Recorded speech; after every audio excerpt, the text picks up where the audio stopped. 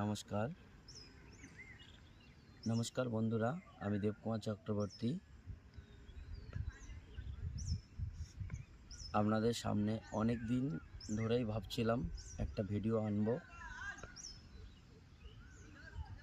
তো যে বিষয়ের ওপরে আমি ভিডিও আনতে চাইছিলাম, বিষয়টি হলো বর্তমান আমাদের যে সনাতনী সমাজ ব্যবস্থা এবং সনাতন ধর্মের যে অগাধ সাত তত্ত্ব, অগাধ সনাতনী ভাণ্ডার, অনেক কিছুই আমাদের মধ্যে আছে, যেগুলি আমরা আমাদের বাড়িরই বলুন, আমাদের সমাজ ব্যবস্থার বলুন, কিছু ভুলের জন্য আমরা আমাদের সন্তানকে সুশিক্ষা দিতে পারছি না। এবং যার ফলে কি হচ্ছে, আমাদের ছেলেমেয়েরা বিধর্মী হচ্ছে, ধর্মের প্রতি তাদের কোনো জ্ঞান, ধর্মের যে সনাতনী সারতত্ত্ব তাদের মধ্যে কিছুই থাকছে না, যার জন্যে ধর্মান্তরিত হওয়ার একটা ভীষণ হিড়িক চলছে।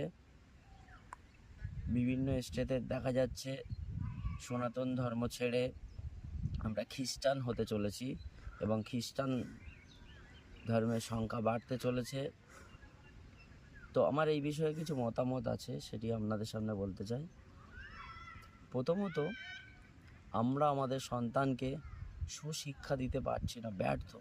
কেন ব্যর্থ?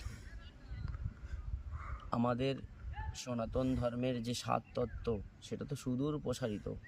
এখানে অনেক কিছুই আছে, যেটা যদি আমাদের সন্তানদের জানানো যায়, অনুভব করানো যায়, তাহলে আমাদের সন্তানরা সঠিক পথে থাকতে পারে। সনাতন ধর্ম, সনাতন সংস্কৃতি, রীতিনীতি খুব সুন্দর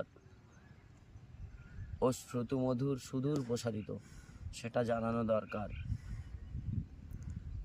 তো আমি বলবো, সব কথার ঊর্ধ্বে স্বধর্ম নিধনং শ্রেয় পরো ধর্ম ভয়াবহ।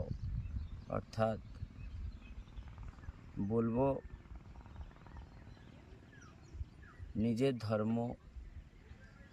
ধর্মকে রক্ষা করুন। নিজের ধর্ম যত খারাপ হোক ততই ভালো। আমরা লোভ লালসার বলে কোনোভাবেই যেন ধর্মান্তরিত না হয়, অন্য ধর্মের প্রতি যেন আকৃষ্ট না হয়। তাই পুরো সনাতনী সমাজের কাছে